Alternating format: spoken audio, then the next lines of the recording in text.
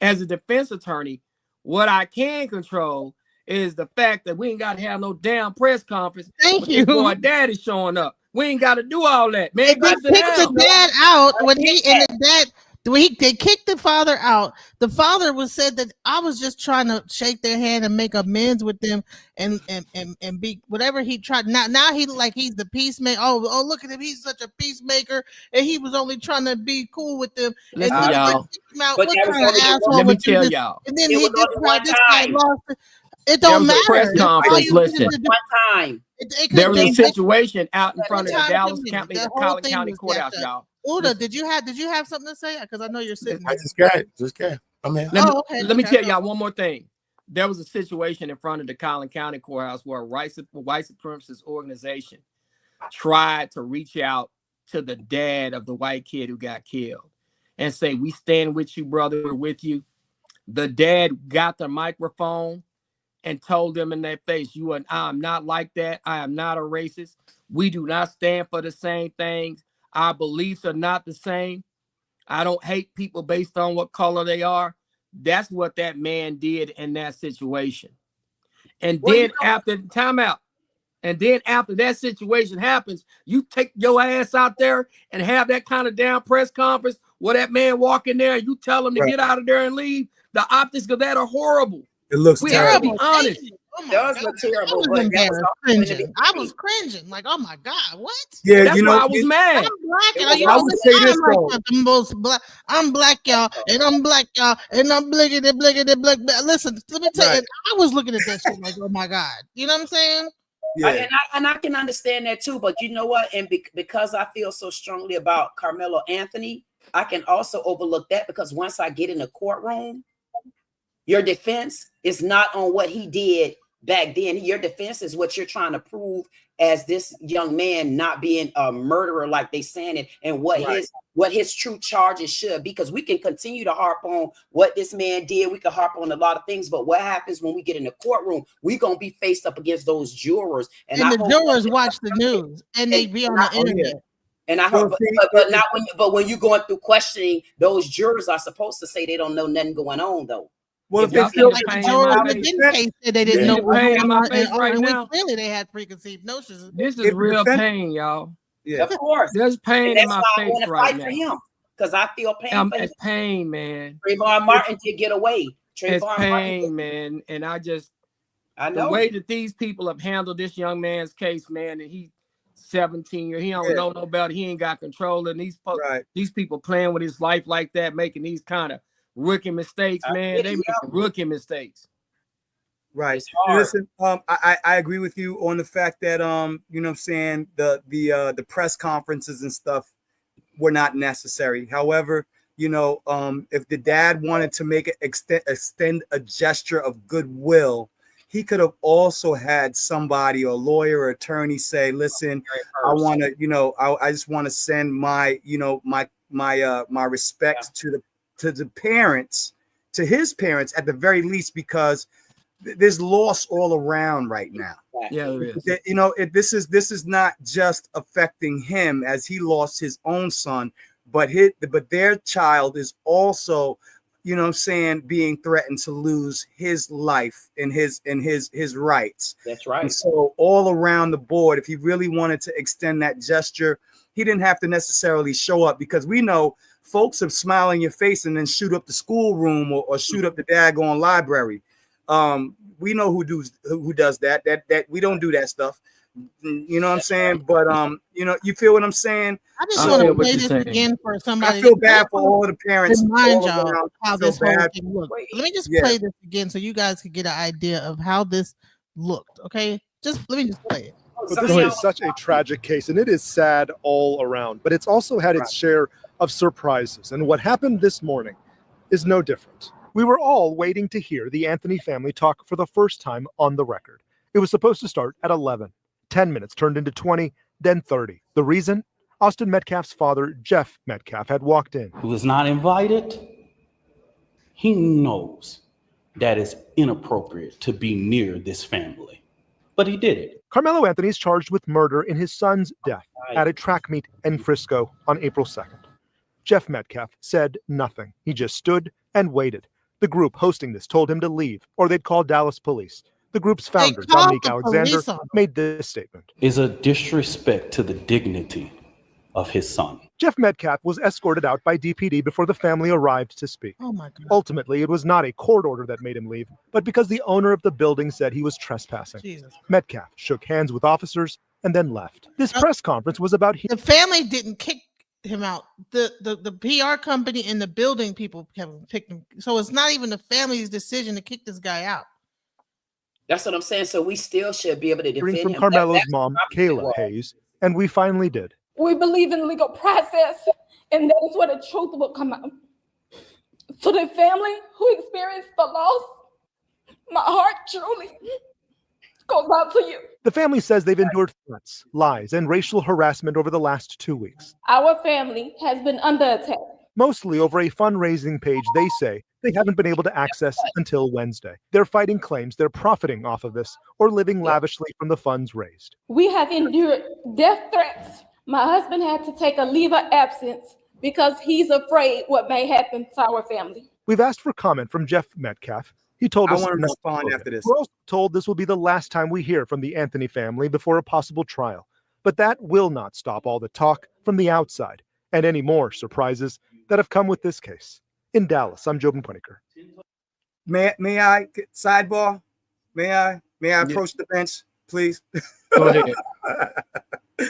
Yo, I want to cry, man. I want to cry. watch Go this. ahead. I know. But Karen Reed case, right?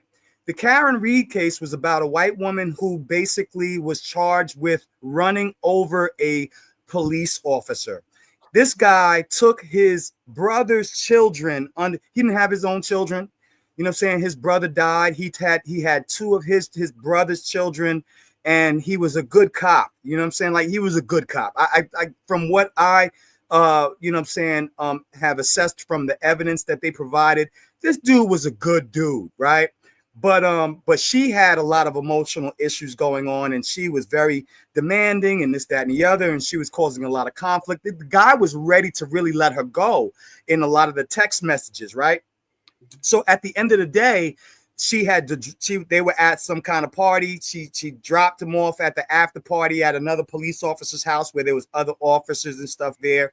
And the evidence showed that when she backed up at 25 miles per hour, that his phone stopped moving, and this man was in the snow, frozen and broken, right?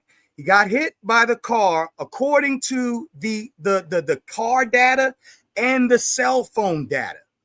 And I mean, it was conclusive as far as I was concerned. At first, when her first trial went on, you know, it looked like, you know, there was a possibility with the police officers that didn't like her that there was some kind of, you know, collusion and stuff going on. But once the second trial came out and the evidence came out, the data from the car and the data from the phones was conclusive as far as I was concerned.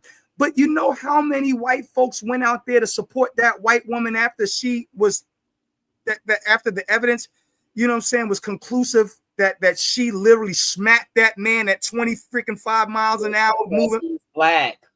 But he's a brother, he's a young brother. Right. Now look at the Kyle Rittenhouse case, right? Kyle Rittenhouse. I'm a court watcher, y'all. I sit here and watch this stuff every day, 8 o'clock to 6 p.m. My son knows how to make objections at this point, right? So I'm, you know, I hear what you're saying. I was going to say before that if his attorneys feel that he's not going to be able to get a fair trial, you know what I'm saying, of his own peers in there are some opportunities that he can try to motion for, like possibly moving out of the state. No, I'm gonna tell you why. I'm gonna tell you why. Go ahead, please. No, you're not gonna be able to move out the state. Number one. Okay. That's the first thing. If you go to another county, yes, you did, Penny. Jesus you don't Christ. want. Listen, let me break some down to you. We're in I Texas. practice in Dallas County, which they're not going to Right. allow the case to go to. They're going to object to that one. So the counties that you have around are Tarrant, which is worse than Collin. You don't want to go out there. Hell no. Tarrant County, you don't want to go out there. Right. One of their county commissioners is flat out. I'm almost saying he Donald Trump Jr. basically out there. That's where I got caught up in Tarrant County. Jesus. So no. You don't want to go to Denton County. No, you don't want to go Denton County. That's worse. You don't want to go to Ellis County. No, you don't want to go to Ellis. You don't want to go to Rockwall County. So he can't even motion for a judicial ruling based on the evidence so that the judge can make the hearing as opposed to a jury that may be biased. You don't want that either. Yeah, out there, I don't think you want that because of the way that the law reads. No, and that's why my concern is Collin County actually is the better place for him. If you can't come to Dallas, Collin County is the best place out of the 6 or 7 or 8 that's around the area. So that's my concern. Collin County is the place where he's going to get the most African-American potential jurors, and that they have a decent, strength African-American community out there. And so to go to another county is not really an option because, once again, y'all, I'm in Texas, so I kind of know this because I practice in all the counties. And so Dallas, if you're asking me, if I want my case tried in the county around here, my first choice is going to be Dallas. My second choice is going to be Collin. What about the everywhere else process? I don't want to go. What about the voir dire process when they're choosing, that they're picking and choosing the jurors? I think that would probably be the best bet for his attorneys to really focus on making sure that, that the jury pool, reflects, at least an unbiased opinion. Well, this is where I got a problem with our people as a practicing attorney in this area. We don't show up to jury duty, number one. When we do show up to jury duty, we figure out a way to get off jury duty because we don't want to miss work. It's going to mess up the paycheck. We barely live in check to check to begin with, so we don't have enough money to make it to the next week. The jury don't pay enough to cover the money that you're going to lose sitting there for 3 weeks. In addition to that, the ones that do want to be on the jury, we don't know how to keep our mouths closed enough to make sure that we don't get struck. Yeah. Right. So down here, we got a problem. Yeah. And so that's why I'm worried, y'all. Listen, y'all see this look on my face. I'm worried. I'm not worried for the fact that, hey, of course, I would fight Carmelo Anthony. I'll fight for him like he's my son. But my concern is you got to be very, very careful with every little thing that you have. Whatever you have to control it properly. Don't make dumb rookie mistakes. Don't be out here making simple mistakes and stuff that could have been avoided. So because let me ask people will remember that stuff. Yes. They'll remember it, yeah. So let me ask you this now, Calvin. Mm-hmm. Now that he's off, the water already spilled. He already did the interview.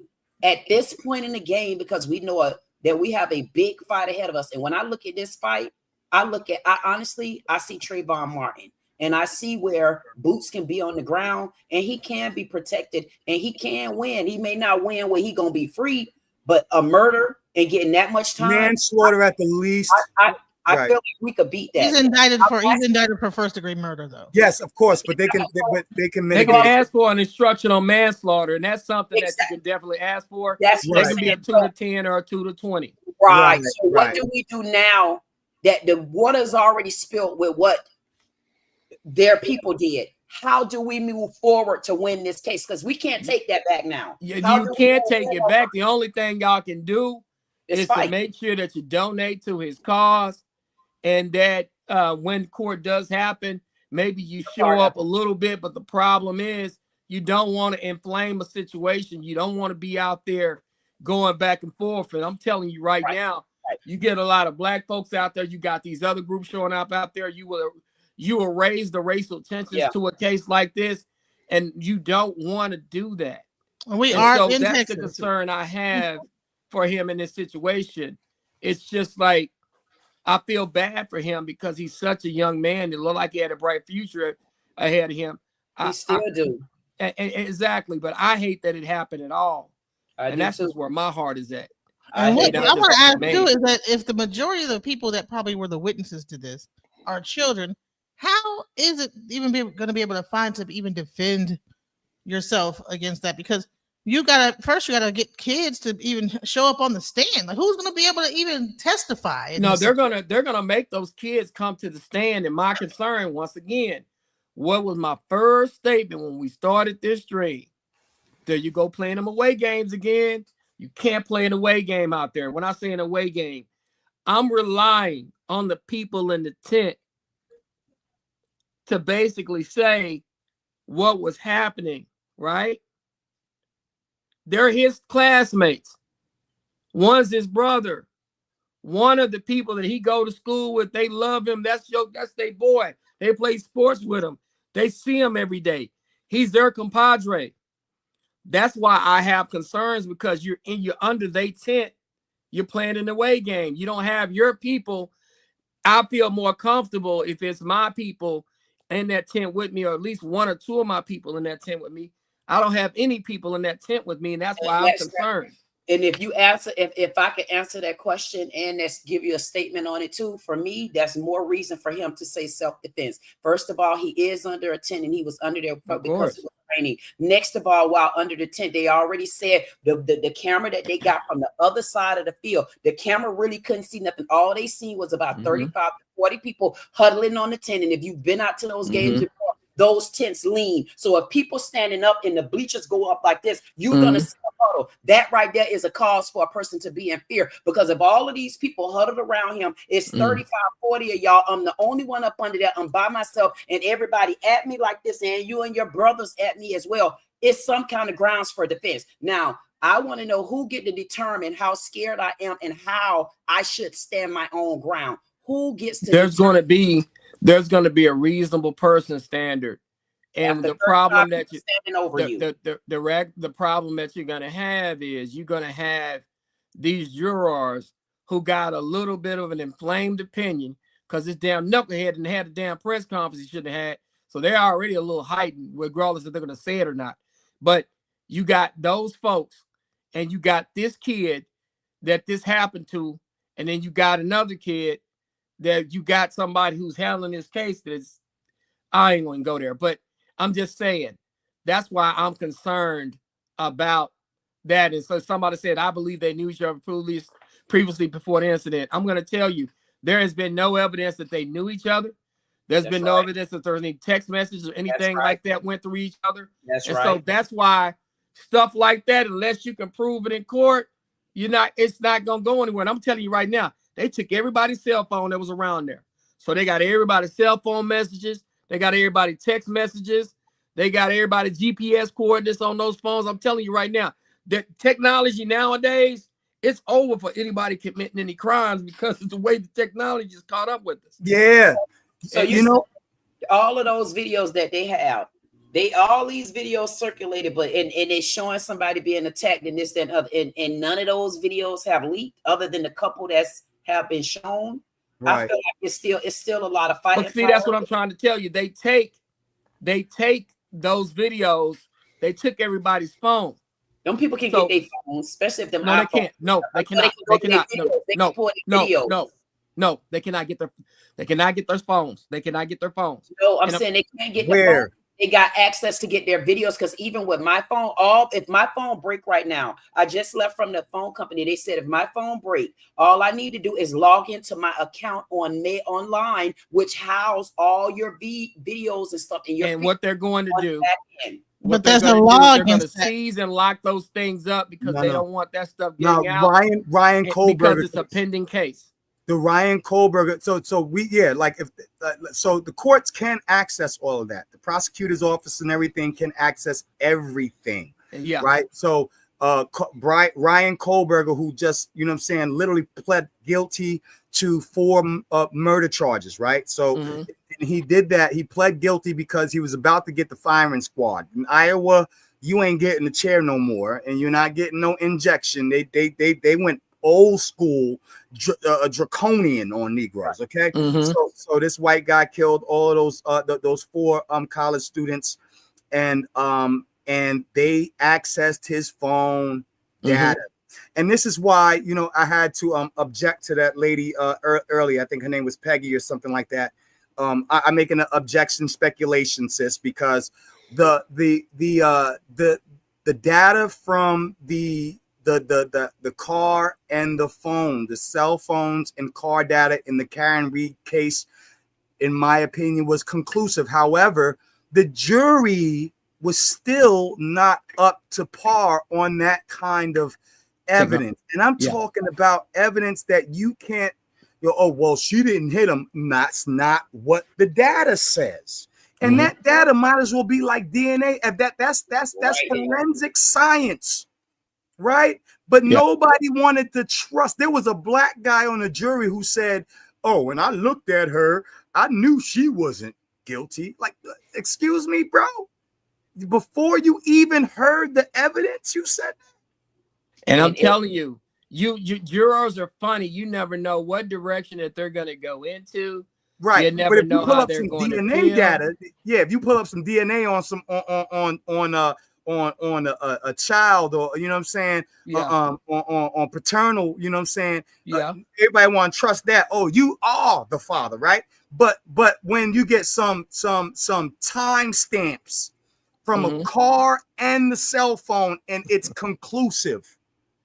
It's absolutely conclusive. Now you're going to be like, oh, well, that was the dog that did it. If that dog had bit that man, there would have been teeth marks on both sides of his arm. But there wasn't. There was scrape marks on one side, which would have supported the idea that the back what do you call it, light, the tail light broke and scraped him as he was getting knocked out at 25 miles an hour. We got to be more careful. But you know, of course, everybody sided with the victim, the woman, right? I don't want to make it racial, you know what I'm saying? But it is to a degree. I think half of the jury was all white women, and the other half was males with a couple of mixtures, you know what I'm saying, in there. You know, I think there was maybe like two, like maybe an Asian and an African American or something in there. But you know, I hear what you're saying when it comes to the juries in Texas. You know, what I'm saying? And I want y'all to understand, showing up, for jury duty. I'll give an example. So sad. I'll give an example. There was a case by a lady named Joyce Ann Brown, who I know, and who had ran an organization for years. And her case was one of the largest cases in the country. I want y'all to go do your research on Joyce Ann Brown. She was accused of robbing a fur company along with two other guys on her damn lunch break. And they accused her. And she had clocked in. She had several witnesses that saw her at work. She didn't have the time, based on somebody actually drove where she would have had to drive through, committed the crime and drive back. It was actually impossible to actually do. Wow. And they found her guilty. And she did about 12, 14 years, if I'm correct, for a crime that she did not commit. She ended up getting out. I actually ended up getting to meet her. She started an organization where she helped wrongful convictions. But that's the history of the stuff that we have going on down here in Texas. And as I'm talking to everybody, for the most part, most of us, y'all are out east, south, or y'all up north, south. Y'all not down here with us like that. It's different down here. You gotta be careful down here. No, you gotta be careful how you play the game down here. It's just horrible here. Florida. Oh, you're in Florida. She's in Florida, so yeah. I was in Florida, man, but hey, they bad. Listen, I was in Charleston, South Carolina Texas, for a while. We wrote the book in Texas. Our former DA wrote the book on how to pick the right races of jurors and how to eliminate black people from jurors. People in Florida learn from people in Texas how to do that. I come from the county that started in. I had to ask you a question, Calvin, and I'm gonna throw this out there in the loop, and you put premeditated in it. Do you feel any part of what the rest in peace deceased did could have even stemmed from a portion of premeditated as well? Because when he was told, when he came and asked him to move, and he said no, and then he said it again. He said, he put his hand up. He said, touch me and see what happened. right there. Do you think it could have been a form of quick premeditation when he decided to reach and grab him instead of stopping right there, turning around and going getting the adult with the right muscle to have him move from under that tip? Because everybody want to say premeditated on Carmelo Anthony's side, but what part of that would have led? You don't think nothing in that was premeditated from this young man? Nothing that he could have done differently? And this is what I'm trying to tell you. They're not, a jury out there is not going to look at it that way. I hear what you're saying. I get it. You're speaking from the heart. I get it. But that's not going to be the question that's going to be posed to the jury. If you do something wrong, you are allowed to respond. So if somebody touch me, I ain't got to let nobody touch me. I can two-piece him. I can push him down. I can take his hand off of me. I may be able to do a little something to him, a little extra. So what the problem is in Texas, based on what the law says, and I know that they're going to argue it this way, they're going to try to say that the stab to the heart is deadly force, and it is not the kind of force that was allowed to go back from the offensive touching. You're not going to be able to go response to an offensive touching to deadly force. And Carmelo is going to have to show, well, maybe I was in vicinity with a lot of people that are not from my school, not from my team. I felt like other people were saying things, so that's why I took the route that I took. That's and right. He's going to say that, and then it's going to be up to the jury to decide if they're going to believe that or not, and that's going to be the issue. So let me say this. Let me say this real quick. Let me say this. In that because case, we have a law. We have a jury that's going to. Okay, I'm not sure. I'm going to do a search. What are the news outlets that are prominently watched in Collin County and surrounding areas? Oh, WFFA, KXTX, the Channel 8, Channel 4, Channel 5, Dallas. Those are the things that people are watching. And so my concern is the level of response is going to be the thing that gets questioned, and the case will turn on that level of response. Non-deadly force versus deadly force. Now, as I sit here as a kind of a legal analyst, I'm telling y'all that the biggest part of his case is going to be, can you respond to non-lethal force with lethal force? Was there the apprehension from your side that they were going to use this additional force above touching against you?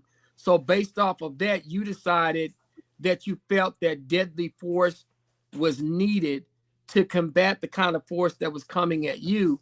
And I think that's where the case is going to turn. And that's where, as an attorney, that's why I get concerned. But how it's old not is the he? fact that he responded, it's just to the level that he responded. Right, but he's not. When we talked about videos, it says that the video shows no obvious altercation prior to the stabbing. I mean, it wasn't no big hoopla. But it wouldn't have been a prior altercation. It wasn't prior. It was in the moment. This wasn't And this. see, It depends on how you define it prior. And see, And for fear, me, and level of fear. this is what I'm gonna tell y'all, right? Level of fear. For me, that's why I got a problem. I would have liked to see a little bit more of an altercation. I want to see a little bit more of a ruckus because it's gonna give me more to work with. Well, right? what's the problem with that is if he got punched or kicked and there was another person behind him, even if the other person didn't hit him, that doesn't mean that he would have been able to reach for his weapon to defend himself. If he was afraid of that guy, and that guy in prior freaking, from what I'm hearing, though, I think you stated that there wasn't any evidence to support. There was no evidence that they knew each other before then, and that there was any threat prior to before then to come out by now. Right. But he's on their territory, and he ran in the rain under their tent, and now he's surrounded by their team. You know what I'm saying? And he has and if he had a pocket knife that's no more than 3 inches long, it wasn't no butcher knife, it wasn't no, double-edged blade. It was one of those little pocket knives. My grandfather used to tell me, you ain't a man unless you have a knife and $2 in your pocket. And that's what I was going to tell you, because back in the days, we all know what our grandpapas used to have up there, because they always had to have a knife. You had at least to cut some rope or something. You know what I'm saying? Like if you in a situation, or you get tied up or something, you know what I'm saying, or you gotta free something up. You know what I'm saying? Well, yeah, I don't care. Down south, you got to free up a hog that got caught up in some ropes. You know what I mean? You have to have a pocket knife. So a pocket knife is not necessarily legal, but you know what I'm saying? If they could try to establish some evidence that he brought it to in order with intent, and that's the problem. I think the prosecution is going to have, as you know, of course, you know, we're knowing that the jury pool might be tainted with implicit and explicit biases. However, legally speaking, you know what I'm saying, from the intent, you know what I'm saying, because intent is everything. Mens rea is everything, right? When it comes to whether it was a first-degree murder or a manslaughter charge or a self-defense charge. And self-defense can oftentimes, especially in a stand your ground state, be defended by the level of fear that one might perceive from the altercation, even though maybe they didn't have weapons. They try to use that in that case with these two young men in the I'll be quick. I'm sorry, I don't mean to be long-winded. With the the preppy party murder trial on Court TV, still going on. It should start back over on Monday with the preppy murder trial. The dude, you know what I'm saying? They said, well, listen, he's not no martial artist. He's not a weapon specialist, but he was getting kicked and beaten by multiple opponents. You know what I'm saying? And at what point do you decide when it's time to use that kind of force before you get kicked in the head and have an aneurysm? And that's the argument that he's going to try to make. And that's one of the arguments that I would try to make. Everybody in the comment section, let me be clear. I'm not making excuses for anybody. No. What I try to do, I try to tell folks where our problem, where our blind spots are. My job ain't to come to agree with anybody. My job is to look at a situation, obsess over my problem areas and try to fix them. And that's what I would be over obsessing on. I agree with I would be over obsessing on my problem areas, trying to fix them. And that's why it's rough, y'all. And listen, I'm gonna tell y'all one thing. That's why I try to tell people, I cannot be a prosecutor. I just can't do it. I feel dirty if I did. I would feel dirty. I'm gonna be honest with you. I probably have to go bathe after every case because I can't do that. I just can't do it. I want to say this to One Love in the chat. You know what I'm saying? Yeah. I'm not making excuses. Those dudes were thugging. Those dudes were thugging on them, B. You know what I'm saying? I really feel that. So, but we still got to wait until the evidence is presented. I want to say something. All right, guys, we have approached our time. We're 30 minutes over, and we never got off the first subject, so we have to come back. We're gonna come back again, but listen, y'all. Let me tell you what I'm gonna do. And I know, Mel, I'm hoping that you come down here and check us out. Man, I got some good places we're gonna take. You're gonna take care of you, New Yorkers down here. We got you covered. But I'm gonna tell y'all. Listen, y'all. I love doing this with y'all. And the reason why I say I love it because everybody brings a different element and opinion. Right. I respect everybody's opinion. Just as a lawyer, I tell y'all, when I see a problem in any case, I over obsess about it because I like my clients to go home. I don't like people to go to jail. Dealing with me, I may have 2 or 3 people a year out of 300 that actually got to go to jail. And I don't like that. And so when I see a problem in a case, I over obsess about it and I get concerned because I anticipate what the other side is going to do. The way that the law, and y'all were with me earlier when I was reading out the law, actually reading out the way the law works in Texas, I would be concerned about how this happened based on how they write law here in Texas, because every state is different. New York is different from California. California is different from Florida. Yeah. Florida is different from Texas. Even though we both have stand your ground, there's certain amounts of stuff that's statutory laws. Like we don't got to do ground up here in New York. And then on top of that, there's discretionary situations. There's some self-defense, but you still have an obligation to try to retreat here. Yeah, some states you do, you know, and that's why I get concerned. So I want everybody to understand on the environment that we have this case here in Texas, what my concerns are. I'm not going against Carmelo. I'm just telling y'all what my concerns would be if I was. Yeah, I don't think Right. it's As an attorney, you have to think about all of the angles. Yo, listen, y'all. I would love for us to create a true crime panel. You know what I'm saying? I listen. We clean house with that, yo. Yeah, I'm serious. We should. We got good. You got good folks on this stream. I'm telling you. We got Mel. We TV all day. Michael Ayala. We got Queen here. We got Queen. Listen. We need to do more of this stuff because our people really need that legal literacy, and they need these conversations. You know what I'm saying? A lot of people just think that they're going to handle something a certain way, and they don't know how to handle it. My son sits and watches me watch court TV all day. He watches all kinds of trials, and and I'm able to have a conversation, explain to him, like, you can't chase after somebody who pissed you off and then do this, that. You have to know how to move and defend yourself, but at the same time, you have to also know in this state you got to retreat. Every state is different. You know what I'm saying? And on top of that, you're African American. Mm-hmm. You know what I'm saying? So you got a couple of things working against you. Mm-hmm. You got to be careful, and you got to remember your dad. I'm going to fight for you, but you know what I'm saying? If something happens, to work with. You got to remember, I'm not going to hold it all together. I'm not Houdini. I give you something to work with. Be careful, right? Right. One question before we leave.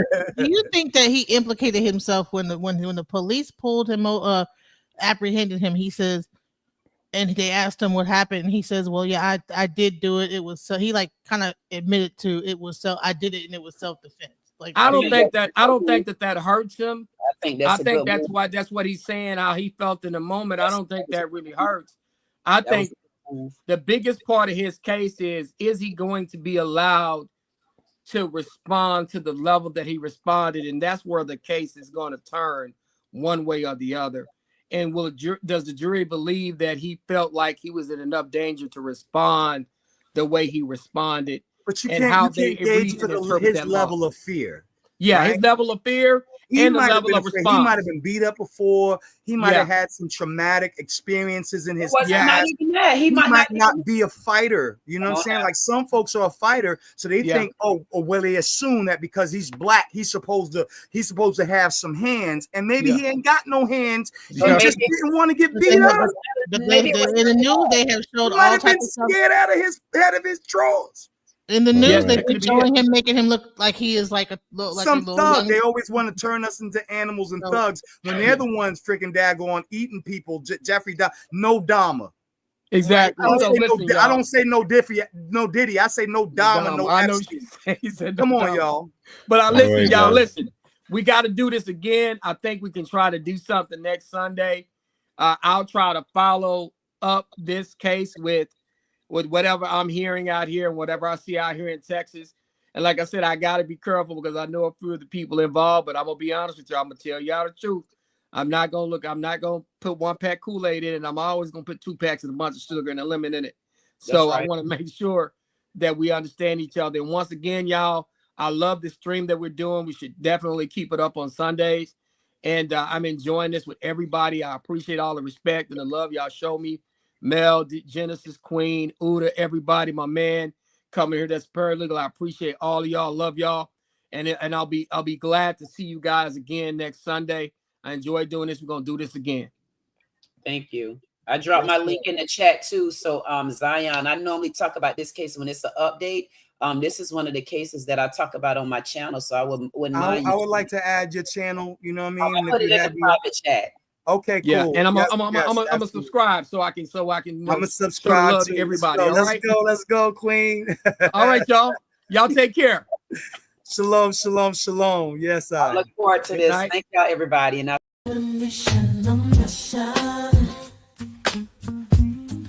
trying to get it right. Transition, changing the way that I see life. Transition mind. I'm on a mission, trying to get it right. I'm transitioning my life, making a a transition. Ooh, making a transition.